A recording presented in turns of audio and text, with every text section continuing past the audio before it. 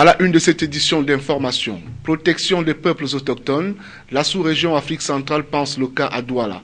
Les défenseurs des droits des populations sont réunis à Douala dans le cadre du colloque sous-régional axé sur la sécurisation foncière, la conservation et les enjeux sur le climat. Et puis, soutien aux seigneurs de la terre, le programme d'amélioration de la compétitivité des exploitations familiales agro-pastorales offre une aide financière aux agriculteurs du Mungo Manengouba. Des fonds sous forme de chèques viennent d'être remis aux principaux bénéficiaires à Douala. Voilà pour les titres. Mesdames, Messieurs, bonsoir et bienvenue au journal. Les défenseurs des droits des populations autochtones de la sous-région Afrique centrale sont en conclave à Douala.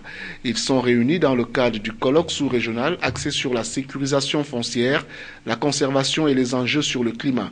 Objectif principal des participants à ce colloque est de débattre et de bâtir des propositions communes sur les préoccupations des populations autochtones d'Afrique centrale. Josué Ngongan et Apollinaire Zubenbon. Ils sont près d'une soixantaine de participants venus des 10 pays de la sous-région Afrique centrale qui, depuis ce 26 août 2015, réfléchissent sur les questions d'ordre foncier et climatique propres aux peuples autochtones. Le but de cette réflexion est dans un premier temps de préparer la COP 21 de la Convention cadre des Nations Unies sur les changements climatiques. Nous, les peuples autochtones, nous avons dit qu'il faudrait qu'il y ait notre positionnement. Qu'est-ce que nous pensons de cela, de la COP, et quelles seront les propositions que nous allons faire pour la COP 21.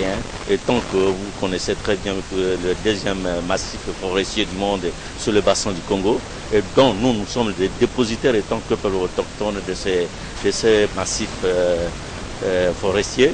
Il sera aussi question pour la soixantaine des participants de marquer un temps d'arrêt sur les nombreux problèmes que rencontrent les peuples autochtones de la sous-région et d'en trouver les solutions. Tous les Africains disent nous tous nous sommes peuple autochtone, qui est autochtone et qui ne l'est pas. Et c'est pour cela que nous avons essayé de définir au niveau de la sous-région qui sont les peuples autochtones. Donc ce sont les Pygmées et les Mbororo. Au Cameroun, les peuples Mbororo constituent une tranche importante de la population, mais font souvent face à de nombreux problèmes. Les problèmes réels des peuples autochtones, surtout les Mbororo et les Baka, ici au pays du Cameroun, c'est le problème des terres.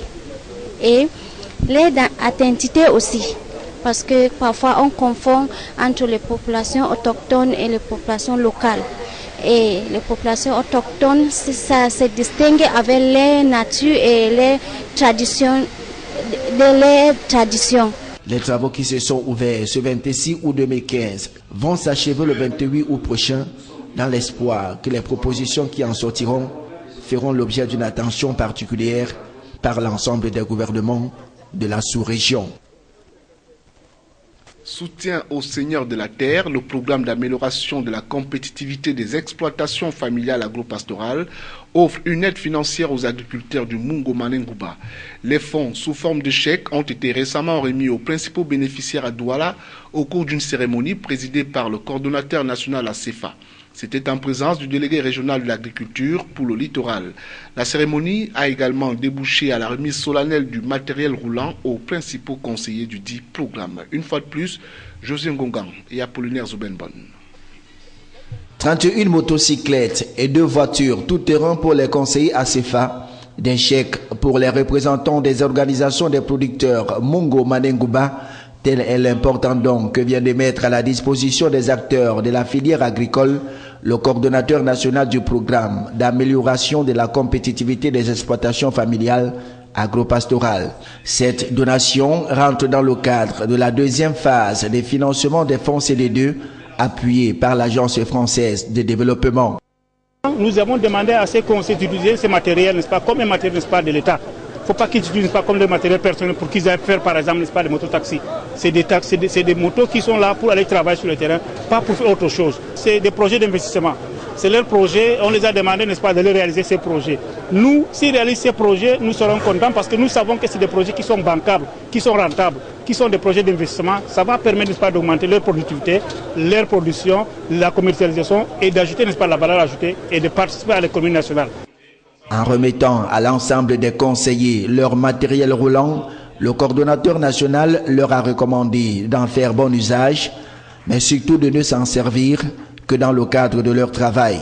Quant aux bénéficiaires des chèques, Moumini Bouba leur a prescrit une gestion transparente et parcimonieuse des fonds, ceci afin de parvenir à la réalisation de leurs différents projets validés par la commission de sélection de projets basée dans le département du Mungo. Il s'est par ailleurs dit déterminé à traquer les bénéficiaires véreux. Rappelons que le programme d'aménagement de la compétitivité des exploitations familiales agropastorales ACEFA vise à accroître les revenus familiaux en améliorant la compétitivité de leurs exploitations. Autre chose à présent, année scolaire 2015-2016, à moins d'une semaine de la rentrée, l'activité dans les librairies et autres commerces des fournitures scolaires tourne au ralenti. Les commerçants se disent prêts et n'attendent que les parents qui, de leur côté, se plaignent du manque d'argent. Reportage Éric Ticheux et Josué Ngongang. À 2 semaines de la rentrée scolaire 2015-2016, ce n'est pas encore la grande affluence dans les librairies. Pourtant, les libraires ont pour l'occasion achalandé leurs étals de la quasi-totalité des livres au programme. C'est toujours mort, comme vous le constatez là. Nous sommes prêts, mais on ne voit pas les parents. Mais on se dit que peut-être les salaires ne sont pas encore tombés. Du côté des autres vendeurs de sacs d'écoliers, pas l'ombre d'un parent. Mais ces derniers espèrent que d'ici la fin du mois en cours, les choses vont s'améliorer. Ça bouge au dernier moment, puisque les Camerounais n'attendent que la dernière seconde maintenant pour agir. On espère que ce soit la même chose pour cette année. Les parents, quant à eux, se plaignent du manque d'argent à cause des pluies diluviennes qui freinent inévitablement les activités. Bon, c'est vrai, cette rentrée, cette année-ci, on peut dire quand même c'est juge moins 1 minute. Même pas moins de 2 jours. Juge moins 1 minute. C'est vrai. C'est venu vraiment, je ne sais pas comment je peux dire ça, catastrophique. Même les cahiers, que j'ai l'habitude de payer avant 1 mois de la rentrée. Cette année aussi, le cahier, même je n'ai pas encore payé. Ne parlant même pas les livres. Et c'est vrai, j'ai déjà inscrit l'enfant. Mais je n'ai même pas l'argent de payer les livres, ni les cahiers. Il n'y a pas l'argent. On va payer, mais quand ça serait déjà, je ne sais pas quoi dire. Mais on est là, on est en train de se battre. On va le faire. On n'a pas le choix. Même malgré comme le pays est devenu, oui, on va le faire. En attendant l'affluence des parents dans ces différents points de vente des fournitures scolaires et autres, les grossistes et autres détaillants s'activent pour l'instant à faire la publicité autour de leur commerce déjà bien approvisionné. À l'extrême nord, les anciens élèves du collège Baba Simon de Tokombéré pensent l'avenir de cet établissement d'enseignement secondaire à vocation technique et générale. Ils viennent de tenir à Tokombéré l'assemblée générale marquant le 25e anniversaire de cet établissement. Le compte rendu de Célestin Tabouli succès. Pendant près de 3 heures d'horloge, les anciens élèves du collège Baba Simon dans l'arrondissement de Tokombéré, département du Mayo-Sava, ont échangé dans une joie sans commune mesure. Élèves hier, aujourd'hui ils sont tous devenus des responsables. Ils se sont réunis dans le cadre de l'assemblée générale de leur amicale. Le but étant ici de rassembler tous les anciens élèves et personnels du collège, soucieux de la vie et de l'avenir de cet établissement d'enseignement secondaire, dont la renommée va au-delà des frontières de la région de l'extrême nord. L'amicale, nous l'avons voulu dès le départ, d'abord pour garder l'amitié que nous avons eue durant notre passage au collège. Parce que nous avons eu une formation très spécifique et nous voulons que cette relation que nous avons eue puisse continuer. Créé en 1990, le collège Baba Simon est un établissement à vocation rurale au service des populations de Tokombéré et d'ailleurs. Il forme des jeunes à être capables dans l'avenir d'assurer des responsabilités sociales, économiques, culturelles, techniques, tout en favorisant leur insertion dans leur village à quelque niveau que ce soit. Notre secret réside tout d'abord dans la foi en ce que nous faisons. Nous croyons vraiment en notre projet éducatif, nous croyons en ce que nous faisons et nous nous y donnons à fond. Ensuite, ce secret réside dans la discipline. Un établissement qui a fait de la discipline son credo, le collège a aujourd'hui réussi à se tailler une place de choix au palmarès des meilleurs établissements de la région. La particularité du collège Baba Simon, c'est son projet éducatif qui tient sur 2 pieds. Le premier pied, l'enseignement général pour permettre aux élèves, comme dans les autres établissements, de se présenter aux différents examens et de prendre des responsabilités dans leur vie, dans l'avenir. Et le deuxième pied, c'est là la particularité, c'est ce que nous appelons les passerelles. Les passerelles sont un ensemble d'activités que nous proposons aux jeunes, aux apprenants, entre autres agriculture, élevage, menuiserie, mécanique, agroalimentaire. L'Assemblée générale de l'Amicale des anciens élèves mis sur pied depuis 2010 coïncide cette année avec le 25e anniversaire de ce collège et le 40e anniversaire de la présence du père Christian Orange à Tokombéré. Pour marquer d'une pierre blanche cette commémoration, prières, exhortations et bouillons culturels étaient au menu des manifestations qui ont pris leur quartier au foyer des jeunes de cette ville, affectueusement appelée Petit Paris. Baba Simon, en avant, car le monde de demain dépend de toi. Dans la suite du journal, 11e Jeux africains, le Cameroun fait le point des préparatifs.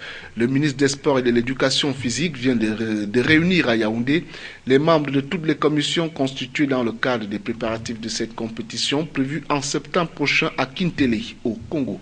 Jean-Pierre Bitongo, Joseph Léonard Ateba, reportage. À quelques 10 jours du coup d'envoi de ce grand rendez-vous sportif, le ministre Adoum Garoua des Sports et de l'Éducation physique a choisi ce 25 août 2015 pour réunir à huis clos les différents acteurs concernés par les 11e Jeux africains pour lesquels Brazzaville, la capitale du Congo, sera du 4 au 19 septembre 2015 la capitale sportive du continent africain. Pour cette 11e édition qui coïncide avec le 50e anniversaire des Jeux africains, il était question pour le ministre Adoum Garoua et les responsables concernés de voir ce qui a déjà été fait et ce qui reste à faire pour une meilleure participation du Cameroun à cet événement qui regroupe plusieurs disciplines sportives tous les 4 ans, un an avant les Jeux Olympiques. Qu'à cela ne tienne, le Cameroun présentera 285 athlètes à Brazzaville au Congo. Ces athlètes seront alignés dans 12 des 25 disciplines sportives retenues, à savoir athlétisme, basketball, boxe, football, haltérophilie, handball, judo, karaté, lutte, powerlifting et volleyball. Au 10e Jeu de 2011 de Maputo, Mozambique, le Cameroun avait décroché 33 médailles, dont 8 en or, 5 en argent et 20 en bronze. À Brazzaville, le niveau de préparation des Jeux est estimé à 80%. La commission protocole aurait déjà pris des dispositions particulières pour que l'entrée dans le territoire congolais soit facilitée aux participants. La commission santé assurera aux participants des dispositions de santé idéales. Aux frontières, des dispositions sanitaires drastiques auront été prises pour lutter contre les maladies qui pourraient causer du tort à la compétition. Tous les participants, officiels comme athlètes, seront transportés dans les meilleures conditions. En ce qui concerne le logement et la restauration, les officiels techniques et tous les techniciens accompagnant les athlètes seront logés au village des Jeux. Les athlètes seront logés 2 par chambre avec toutes les commodités et avec un accès Internet. La restauration des athlètes sera assurée sur un lieu unique. En ce qui concerne la communication, un centre multimédia permettant aux journalistes de faire leur travail dans les meilleures conditions. Après l'attribution des Jeux au Congo en 2011 par l'Union africaine, devenue propriétaire des Jeux à la suite de la dissolution du Conseil supérieur du sport en Afrique en 2013, le gouvernement congolais a mis en place un comité d'organisation des Jeux africains. Les cérémonies d'ouverture et de clôture auront lieu à Kintélé au complexe sportif La Concorde, qui est un cadre multidisciplinaire. Coopération militaire interétatique, reparlons de la réunion des pays riverains du lac Tchad et du Bénin pour la mise en place de la force multinationale chargée de la lutte contre Boko Haram, récemment tenue au Tchad. Les chefs d'état-major des 5 pays engagés dans la lutte contre Boko Haram ont, au cours de cette réunion, parlé des effectifs, du financement et des détails stratégiques. Le Cameroun, quant à lui, a déjà désigné tous ses représentants au sein de cette force multinationale mixte qui a pour commandant en second le général de brigade Valère Nka. Les détails dans cet élément de la rédaction.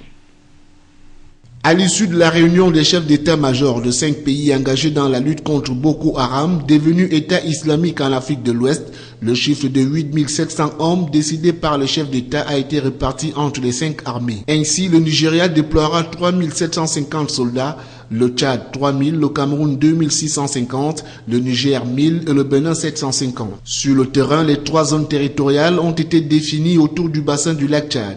chaque zone étant supervisée par un commandant désigné par chaque pays contributeur de cette force. Dans les jours à venir, le général nigérian Iliya Issa Abba entreprendra une tournée d'inspection du déploiement des troupes dans ces 3 secteurs. Il se rendra à Moura, au nord Cameroun, non loin de la ville de Maroua, où se trouve le secteur placé sous le commandement du général de brigade Bouba Dobekleyo. Gambarou, la ville nigériane qui fait face à Fotokol au Cameroun et qui a été le théâtre des premiers accrochages entre les islamistes et les forces coalisées, ne sera pas en reste. Le général nigérian ira ensuite à Baga, sur les rives nord du lac Tchad. Une tournée du commandant de la force qui va s'effectuer en même temps que se poursuit le déploiement des hommes sur le terrain. Pendant ce temps, les troupes des différents pays membres de la force multinationale vont finaliser leur déploiement dans les 3 secteurs. Malgré la dynamique politique initiée par les dirigeants des pays menacés par Boko Haram, il faudra du temps pour rendre cette force opérationnelle. Pour des besoins de stratégie militaire certainement, aucun délai n'a été jusqu'ici officiellement annoncé,